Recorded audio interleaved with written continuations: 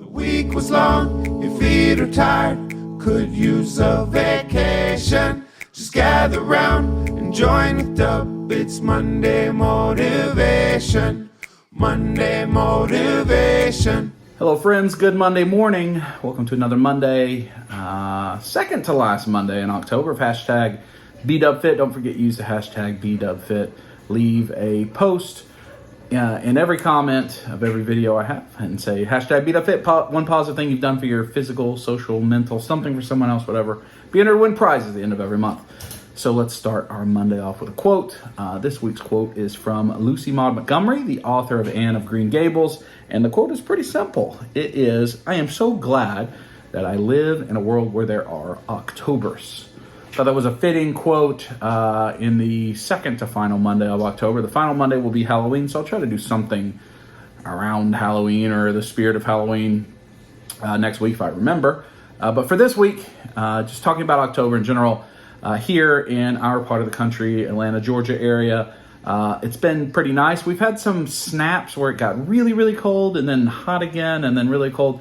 That's kind of the way it is in Georgia, and I know that everybody says that's kind of the way it is wherever they live. You have these unusual, unseasonably changes in temperature. But for instance, I think it was last Sunday, it was 82 degrees when I walked Rufus, and then it was 30 degrees 2 days later when I walked Rufus at a very similar time. So it dropped pretty significantly. But right now, it feels like fall. It's a good, cool weather, even in the evening. It's time to start lighting the fire pit and roasting marshmallows and going to fall festivals and some of that stuff that we've already been doing.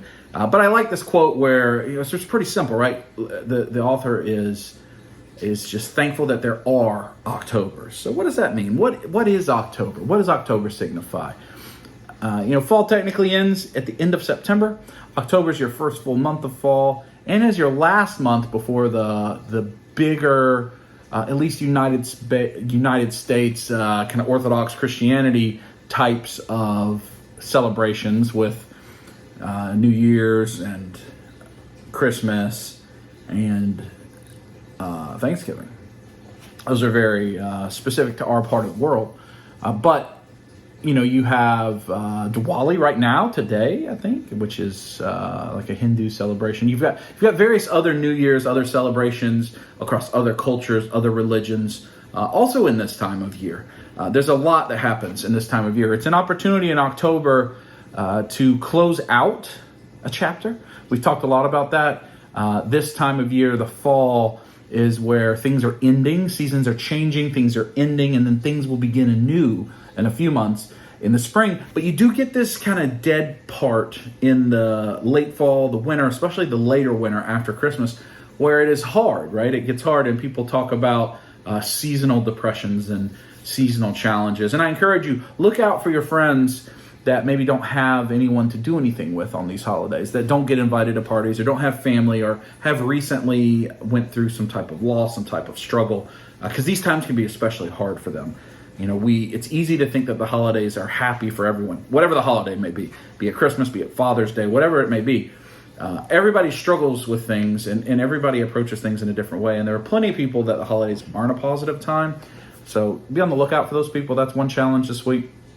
But as things end, as the summer and the growth of the vegetation outside fades away for the winter and decides to come back when it comes back and it reemerges in the spring, there's a lot of that happens with ourselves too. There's a lot of it that happens with ourselves. I know in the workplace, you think about professionally, I've got a couple major things that we're working on right now that we really want to get done before Thanksgiving, because once you get to Thanksgiving, productivity kind of stops with work until the second week of January.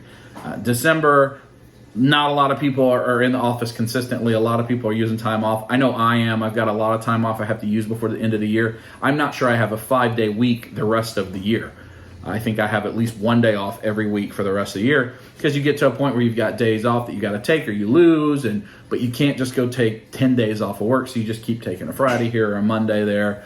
I need to do a better job of using my days off through the year. I never have done a good job of that. I always have a lot of it at the end of the year, which is fine when you're doing your holiday stuff, but also you need to balance that throughout the year. But so you've got a lot of things that you need to wrap up in this time frame before you get to Thanksgiving and Christmas, and make sure you're set up for success in the second half of the year. And that's a big thing that I would encourage you to do, is think about where you want to be. And we've talked about this already. Where do you want to be in next year? And how can you finish things off this year to set yourself up for success next year? You know, if you've been participating in Beat Up Fit all along, you've had goals. Maybe you've met them, maybe you haven't, maybe you've changed them, maybe you've gone up and down like me and you've been on roller coasters. But ultimately, it's just a step. As big as a 1 year step is, it's just a single step towards another step and another step. So where do you need to be? That's a great thing to do in October. And it's typically, there's a lot of fun things to do around here. Corn mazes, if you're into haunted houses, you can do that. Hay rides, lots of good stuff to do. I've been taking Rufus to dog parks recently. That's a new thing that we've started to do. And you just can be outside. You can feel the changing of the weather, the changing of the atmosphere. And that does something to me internally. It makes me want to think internally about, what do I want to do next year? I know in our household with our family, we're trying to really make decisions right now that set us up for success next year and going forward, being recently engaged and, you know, trying to figure out when do we want to have a wedding and planning for a wedding and all those types of things. That's a big thing, and we've got to be set up for success. And this is the time to do it. You can't suddenly do it on December 30th, going, January 1st, I'm going to be ready to go. You got to be making those decisions now. You got to be really fumbling through, what do you want to do, making pros and cons list, and thinking about, it's October is when that stuff really happens. So I challenge you, in this time of October, that's a positive time, it's a good time, there's a lot of happy things, a lot of low-cost things. You're going to spend a lot of money to do a lot of that stuff. You can just go be outside and enjoy it. Our neighborhood did a fall festival last week that Kaya went and enjoyed. It didn't cost anything. You can just go hang out, be with their friends and family. So I challenge you, really take inventory and write it down. Put it in your notes on your phone. However you keep up with things in a fashion that's not just in your head, and figure out, where do you want to be next year? And what can you be doing right now to set the table, to set the stage, to get there, so that when the vegetation comes back, when spring comes, when the rebirth comes, you're ready where you need to be, right? You're ready to spring, to grow. It's too late to start planning that stuff once we get to the winter. October is the time to do it. So that's my challenge. Again, remember, check in on those that are in your life that holidays may be a little bit of a struggle for. Don't ignore them.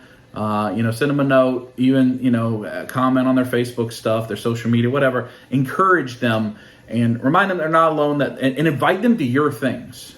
We've always had, one of the things I've learned from my mom and dad, no matter what friends I had or relationships I had or whoever, they were always welcome for Thanksgiving. We've had a wide variety of people at my mother's house for Thanksgiving.